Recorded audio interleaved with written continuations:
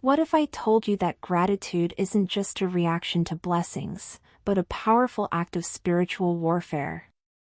What if thankfulness is the very key that opens the door to understanding God's purpose, especially when life doesn't make sense?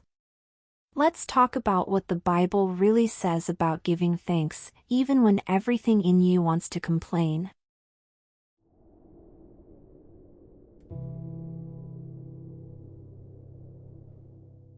In 1 Thessalonians 5 verse 18, we find a command that often challenges our human instincts. Give thanks in all circumstances. Not in the good ones alone, but in all. This short verse holds a mystery. Why would God ask for gratitude even in pain, in confusion, in loss? The answer reveals something deep about the nature of God and the heart of faith. When we give thanks in difficulty, we are not pretending that the pain isn't real. We are acknowledging that God is still present, still sovereign, and still good. Psalm 100 verses 4-5 describes the posture of a heart that enters into God's presence.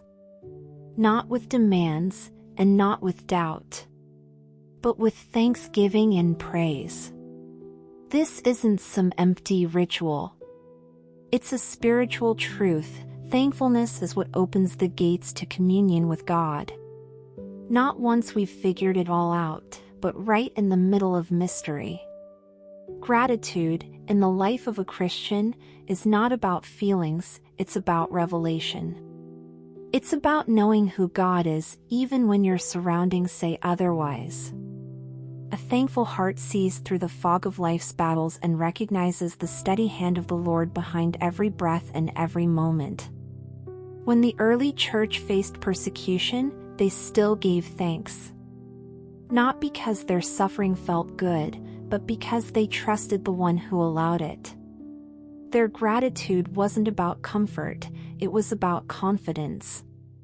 A deep-rooted awareness that no matter what happened around them, God's goodness remained unshaken. Gratitude changes the atmosphere of the heart. It silences pride. It disarms anxiety. It interrupts bitterness. A complaining spirit cannot dwell where thankfulness is practiced.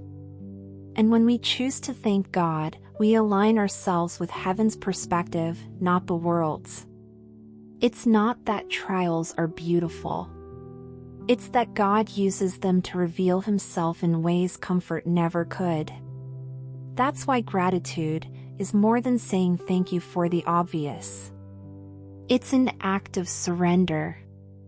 It says, Lord, I don't understand, but I trust you. That is worship. And worship rooted in gratitude has a fragrance that rises straight to the throne room of God. It's not about religious routine. It's about relationship. Gratitude is the sound of a soul that remembers. Remembers the mercy that saved it. The grace that carried it. The faithfulness that never left.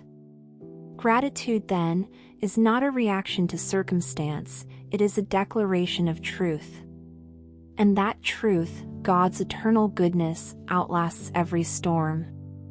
We talk a lot about the fact that the Bible doesn't promise that life will always be easy. But it does promise that God is always worthy. That's why the grateful heart is powerful. It recognizes the eternal, even in the temporary. It sees the invisible hand of God in every chapter of life.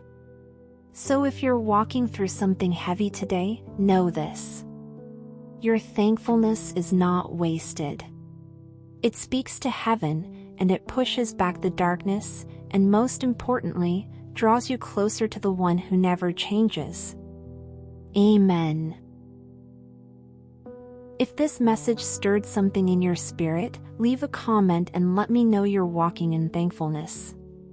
And remember, when you thank God in every season, you reveal His glory to a watching world.